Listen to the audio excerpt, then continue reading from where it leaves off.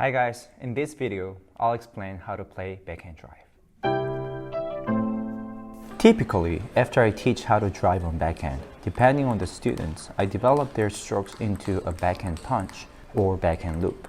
I recommend learning the backhand punch than backhand loop because backhand punch is a little easier to apply in the game and very efficient to counter your opponent's attack. And I will explain more about those techniques in another video.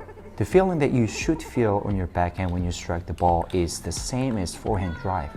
Try not to spin too much, but concentrate on applying the force forward efficiently to hit the ball. Before I talk about what to do, the most common two mistakes that people make on the backhand is the contact point and the grip. First, the contact point. I'm not sure if it's because of tennis, but I've seen a lot of my starting students try to resemble tennis backhand stroke. Back in the days, table tennis players used to take the ball on the left side with some space from the table like tennis. And like every other sport, table tennis has been evolving every year along with the changes of the balls, rubbers, and paddles. And the game is much faster and more powerful than before. And the importance of backhand has been growing more and more, so in the current table tennis games, we can often see that players tend to play close to the table and actively use their backhand side, such as backhand flicks, because the one who can play closer to the table often controls the game. So the contact point for backhand has also changed. When we are playing close to the table, it is more at the center of your body or even a little bit on the right side. This is to quickly play the backhand right off the bounce using the wrist and the forearm. But when we have time to loop, whether that is for underspin or topspin, we may take it in the center of our body or a little bit on the left side to get more whipping power by using our body, especially our core rotation explosively. Also, the way we use our body when playing backhand quickly and close to the table is more of down and up motion. And if you have more time and or space, you can add more rotational explosiveness. About the grip, many people change the grip when playing backhand. Of course, this is easier if you're just trying to do a casual rally. But if you want to improve your backhand techniques such as backhand drive, block, loop, punch, flick, banana flick, strawberry flick, and also able to switch quickly from forehand to backhand and backhand to forehand, you must find the grip that doesn't change too much from forehand grip so you can quickly switch. So let's talk about the grip and the wrist position right away. Although there are many players who flex their wrist a lot to play backhand loop to get more speed from the wrist, I do not recommend developing that wrist from the beginning. So try to fairly keep your wrist straight, but the hard thing about backhand is that if you keep your wrist straight, it is not easy to make the right angle on the pedal.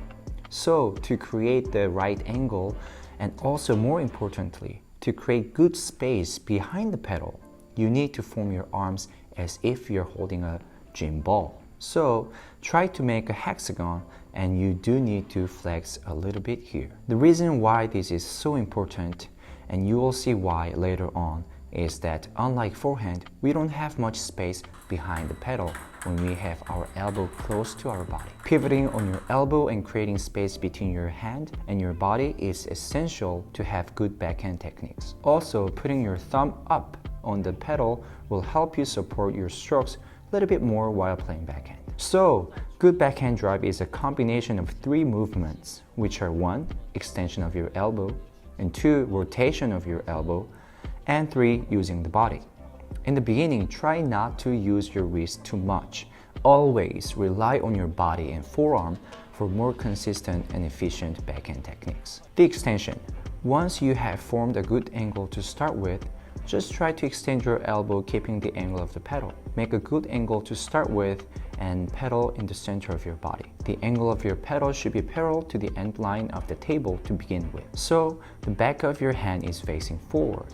As you extend, the angle that the pedal faces the target is the contact point and follow through gently. Remember that contact point for backhand is in front of your body and is never too far from your body because you cannot hit the ball straight when the ball is too far from your body and cannot transfer good body energy to the ball since where you contact the ball is almost at the end of your swing, which is slowing down.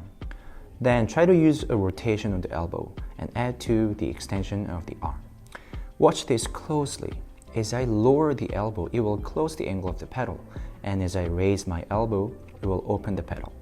As you rotate your elbow, try to keep your elbow where it is and not move the elbow too much, as it will not give you a consistent shot if your pivoting point is moving.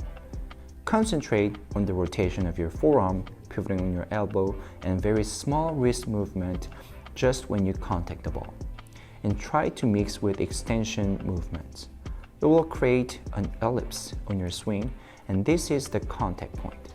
Sometimes people try to hit the ball as they swing down, but that will not drive the ball and only slice the ball, so that's not good. Lastly, the body. The stance is the same as the forehand. Don't try to stand like tennis where you have your right foot forward. Rallies in table tennis are very fast, so your backhand and forehand transition needs to be as quick as possible. So being able to do both forehand and backhand in the same stance gives you better transition from both sides. Bend your knees and keep your weight on your toes by leaning slightly forward and keep your core stable. This way, the body helps the racket to have a good angle to apply the force forward and stable during the stroke. Having your weight on your heels and standing straight up will help you hit the ball out of the table. That's why some people tend to change the grip to compensate for the angle.